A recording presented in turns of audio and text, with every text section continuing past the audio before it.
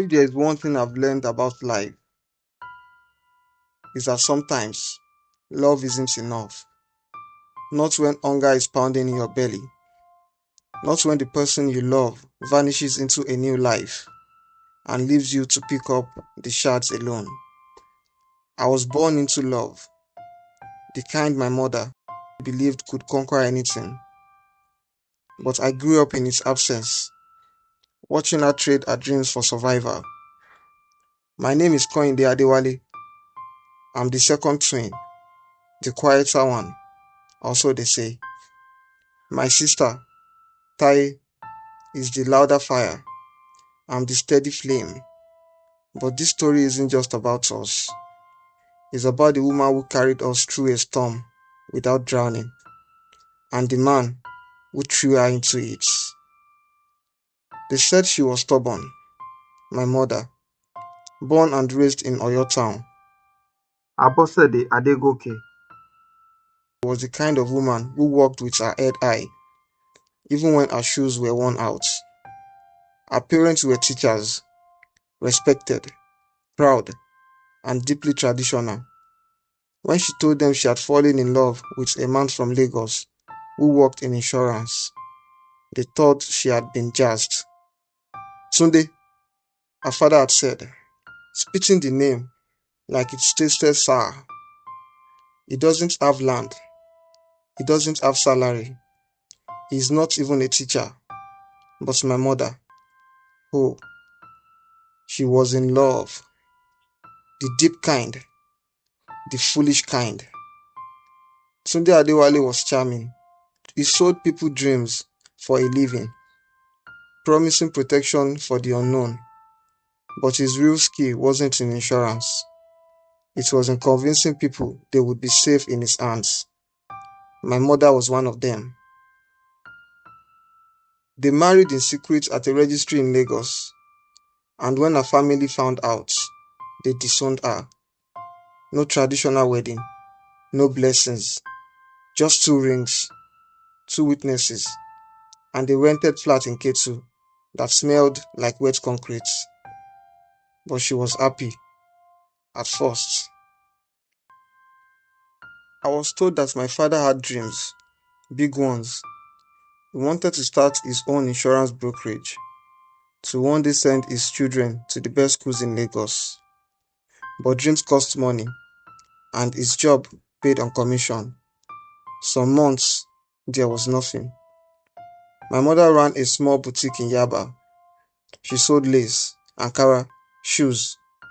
It did okay until she got pregnant with twins. The pregnancy was hard. She couldn't stand for long. She threw up almost every morning. And my father, instead of staying home more, buried himself in work that didn't pay.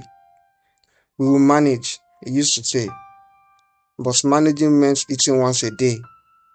It meant my mother pawning her wedding ring to pay rent. It meant her crying behind the curtain when she thought he was asleep. Still, she stayed. For love.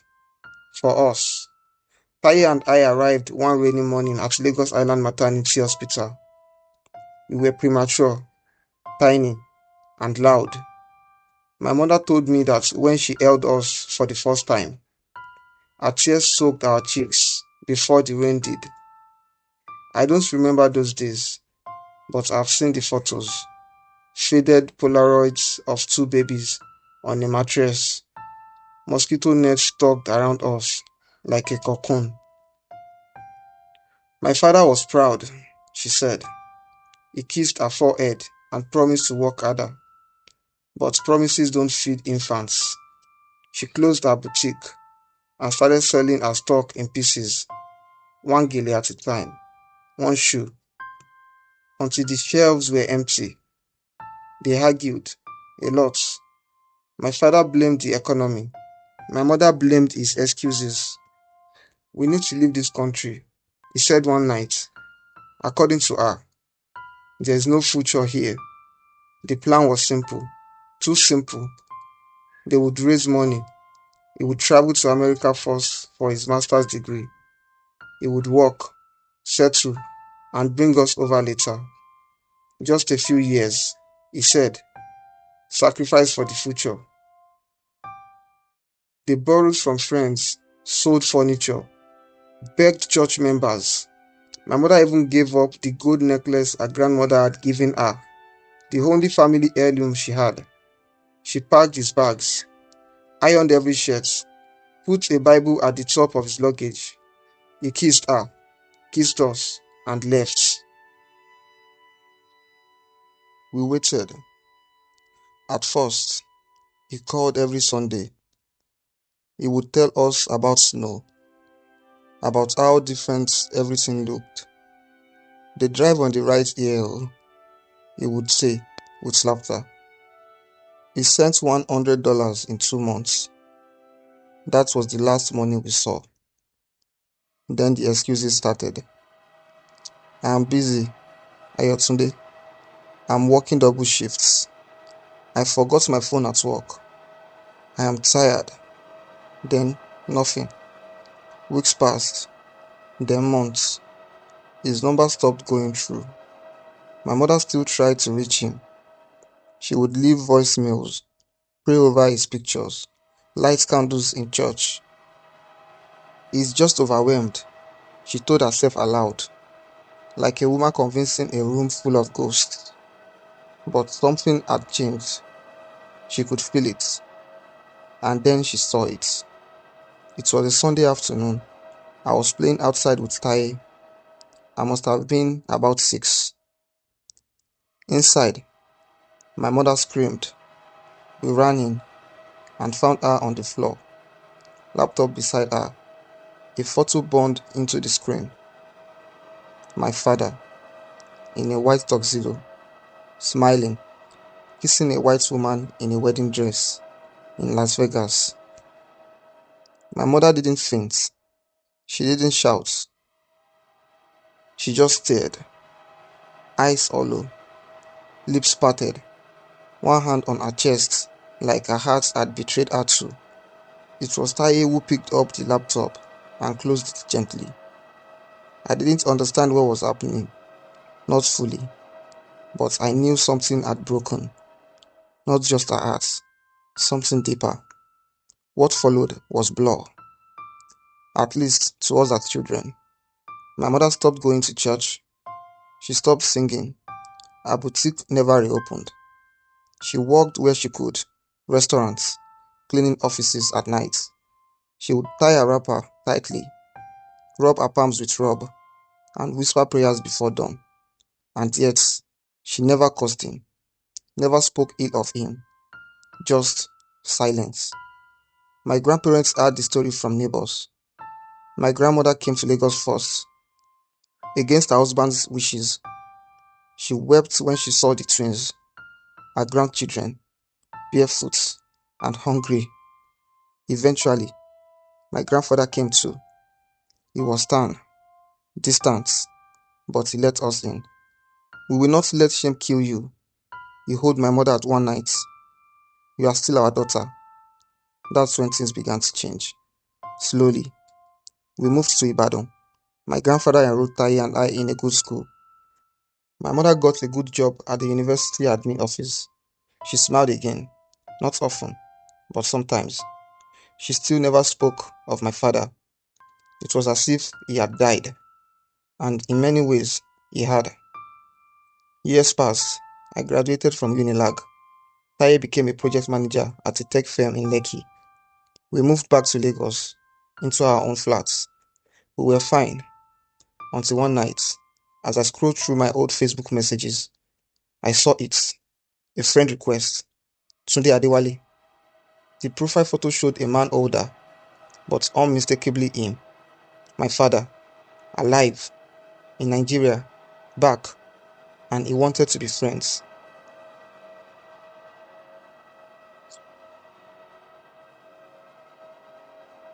My fingers hovered over the keyboard, the glow from my laptop casting a dull blue across the room. Outside, Lagos roared, with its usual night symphony, honking horns, rattling generators, and the occasional call of a suya seller. Inside, all I could hear was my own breath. Tunde Adewale wants to be your friend.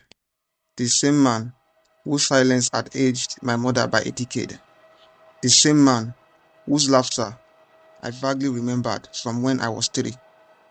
A ghost of a father, suddenly alive in my inbox. I didn't click accept. I didn't click ignore either.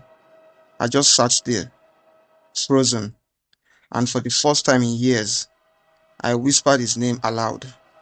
Daddy. The word felt foreign on my tongue. When I told Taiye the next morning, she dropped a mug of tea. What? You are joking. I showed her the screen. She stared at it like it might bite, then eased. That bastard. That bastard has the audacity to come back. After 11 years. After what he did to mommy. Taiye was shaking. Her fist balled. I could see the war in her. The love she had once craved from him, battling the bitterness she now wore like armor. Did you tell mommy? No. Taiye exhaled. Good. She doesn't need this poison.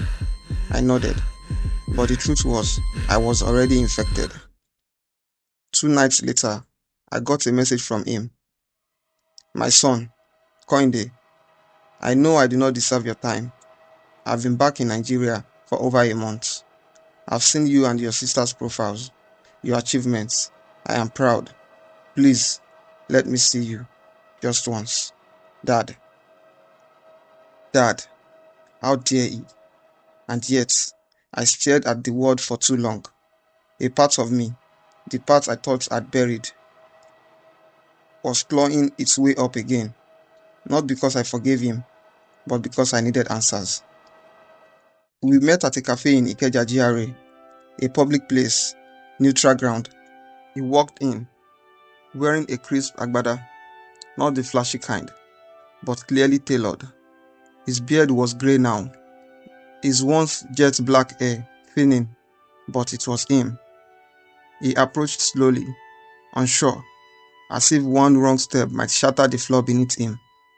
Kenny, he said. Only my mother ever called me that. I said nothing. He pulled out the chair, sat across from me. There was a long silence. Then he sighed. You look just like I did at your age. I folded my arms. You didn't come here to compliment my genetics. Why did you abandon us? His face tightened. It wasn't meant to be forever. I laughed. Bitter. So it was just temporary betrayal, huh? He closed his eyes. Your mother didn't tell you the full story. My blood chilled. What do you mean? He leaned forward. I didn't just leave. I was threatened by someone here, someone powerful. I stared. Threatened? By who? He shook his head. It's complicated. I promise I will explain everything, but I need time. I need you to believe I didn't mean to stay away. I made mistakes, but I also did what I thought would keep you safe. Safe? From what exactly? I asked, but he looked away. I didn't tell Taiye. I couldn't. Not yet. I needed to talk to the one person who would know the truth, or at least the version we had lived. I want to see my mother. She was now the HR manager at a multinational company in Lekki. Her rise had been quiet but steady. The way she lived ever since rebuilding her life. She was making amala when I walked into the kitchen. Coin day, she smiled. You didn't say you were coming. I sat, watched her stir the pot like she was weaving a spell. Mommy, I said, voice tight. What exactly happened with Daddy? The ladle froze mid-air. She didn't turn, just stood there, shoulders stiff. He left. I know. But he's saying it wasn't just about the other woman. This time, she turned. What? He said he was threatened. She laughed. the kind of laugh that ends in tears. The man will lie until his last breath. Who would have threatened him? Her eyes turned dark. No one, no one threatened him. He left because he was selfish, because America gave him a chance to start over, and he took it. I begged him to come home when you were sick at 5. He told me his visa renewal was delayed. She wiped her hands on a towel. The only threat was the truth, that he couldn't handle poverty or parenthood, and now he wants to rewrite the story. That night, I couldn't sleep. Something didn't sit right. My father's words echoed in my head. Someone powerful. I did what I thought would keep you safe. What if he wasn't lying? What if my mother was protecting us, but from something else? I remembered once, years ago, overhearing my grandmother and my mother arguing. You know what these people are capable of? The grandma had eased, and my mother's voice, broken. But they are my children too. They deserve to know. At the time, I thought they were talking about his betrayal. But now, what if there was something more? I finally told Taiye I had met with him. She was furious. Are you mad?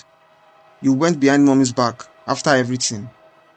I needed to hear him out, I said. He said something happened, that he didn't just leave. She shook her head.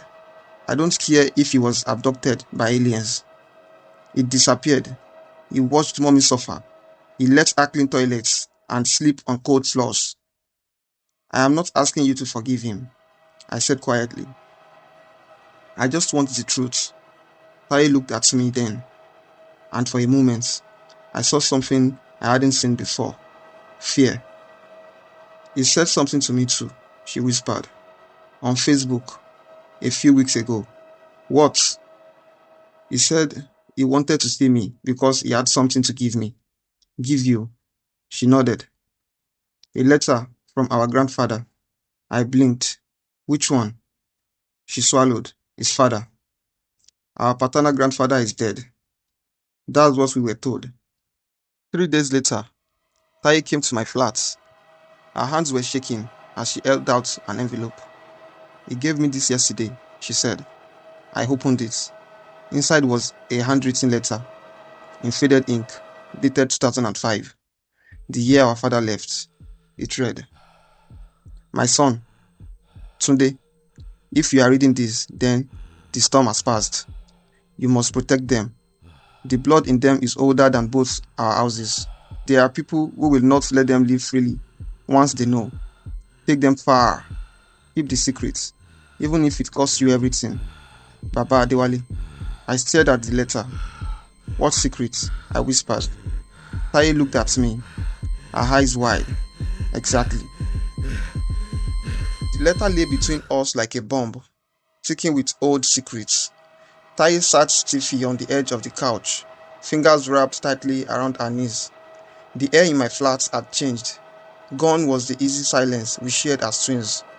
In its place was a tension so sharp I could almost hear it hum. There are people who will not let them live freely once they know.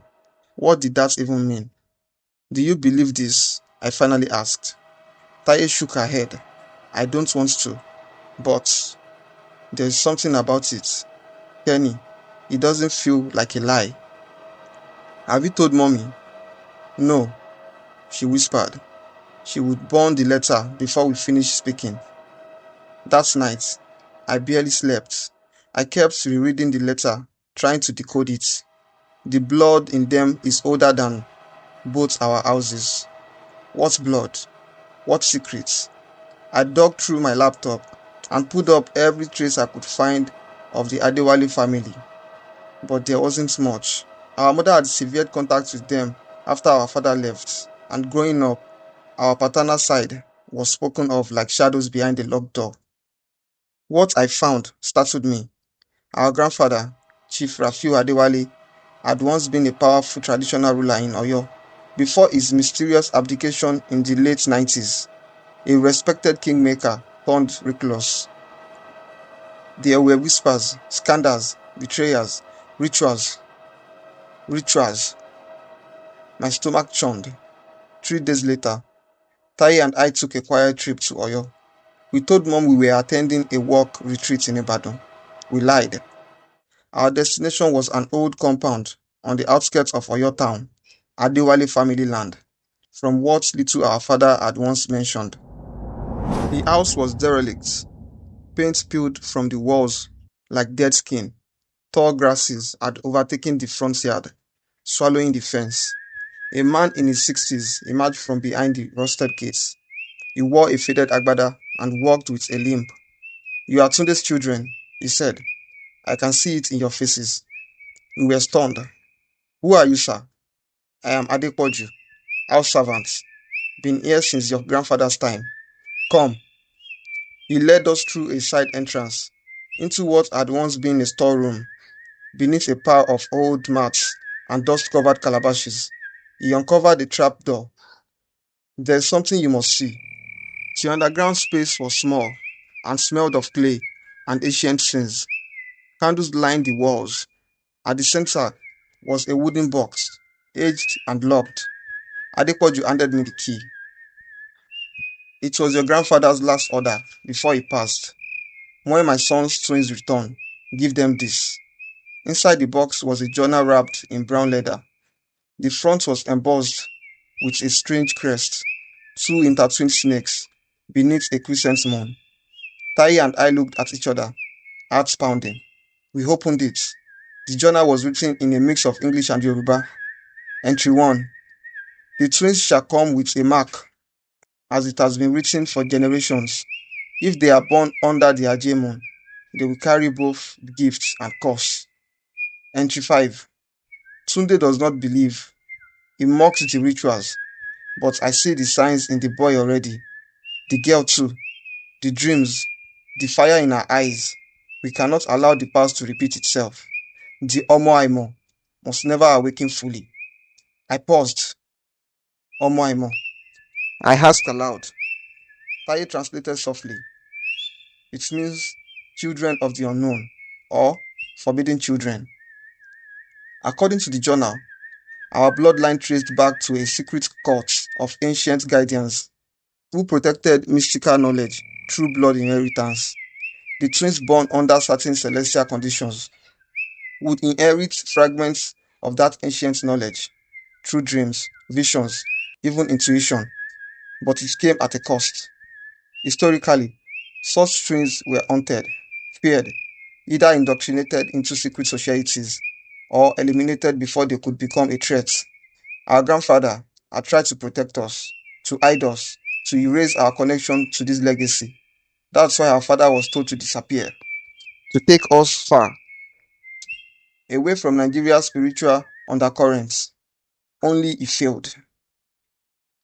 Back in Lagos, we said nothing to mom. Not yet, but I could see the weight on Tai growing heavier. She stopped sleeping, ate little, snapped at small things. One night, I found her on the balcony, crying silently. "I've been having the dreams again," she said, "like when we were kids." "What kind of dreams?" "Fire, snakes, a woman with white eyes whispering names I don't understand. And then I wake up, choking." I shivered. "Why now?" "I think something is coming, Kenny. I don't have the heart to argue." We confronted our father again, this time together. He looked older than he was weeks ago, like the years were suddenly catching up with him. We dropped the journal on the table in front of him. "I see you found it," he said quietly.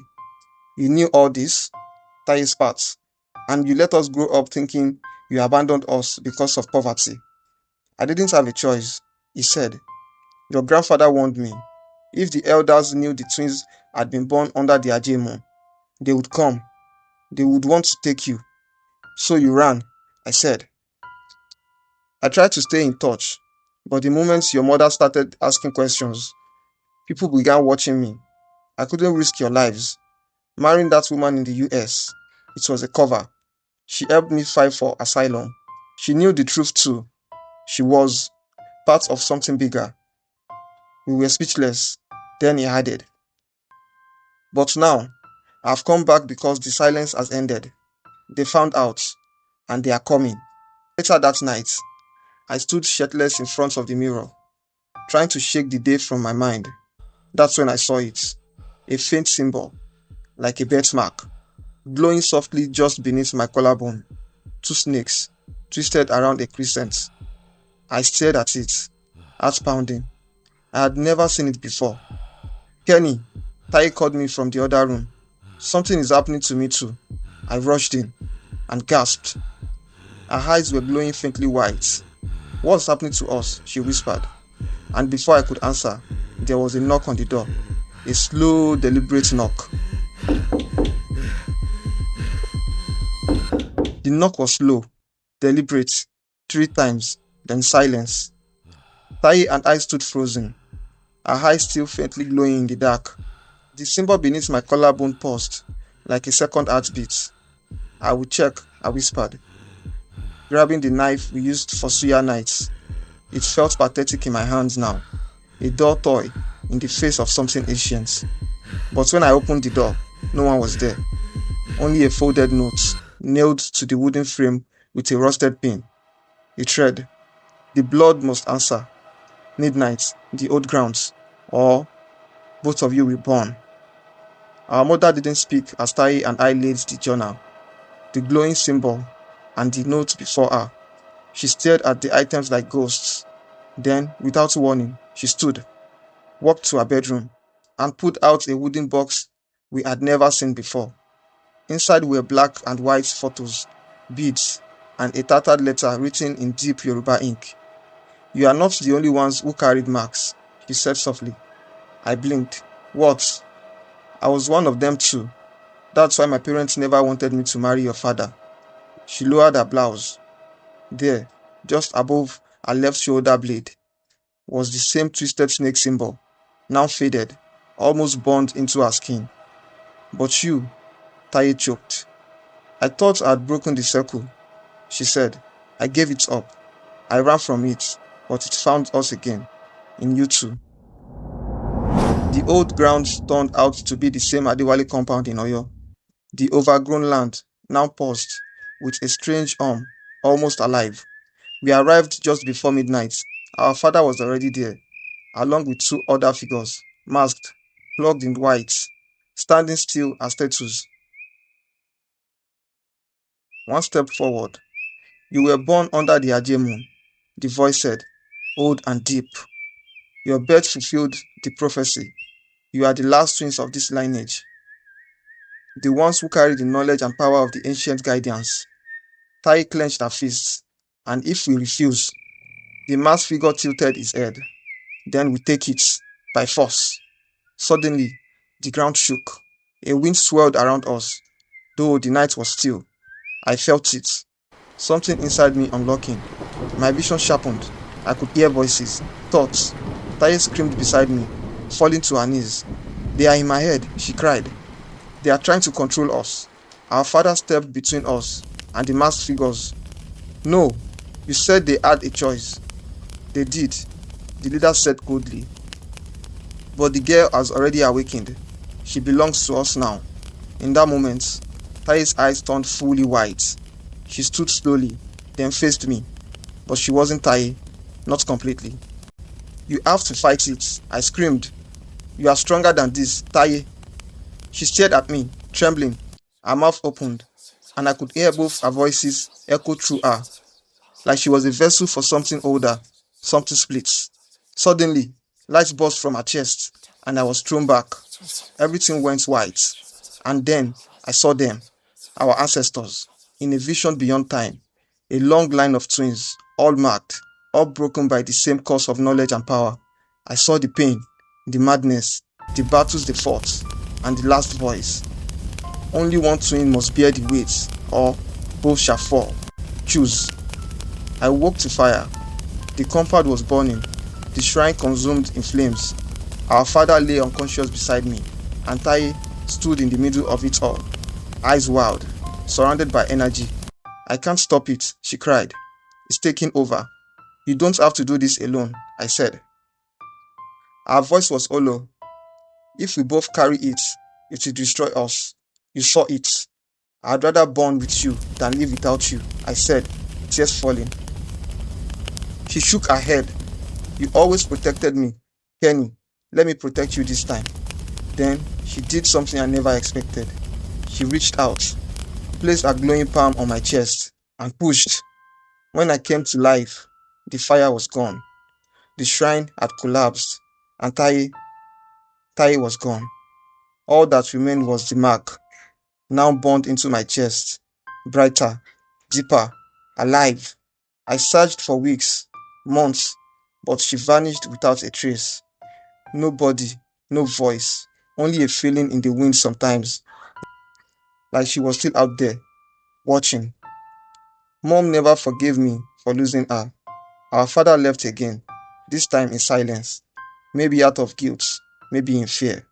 But I stayed, because now I carry the weight, the knowledge, the legacy, and I know one day I will find Taiye, or she will find me.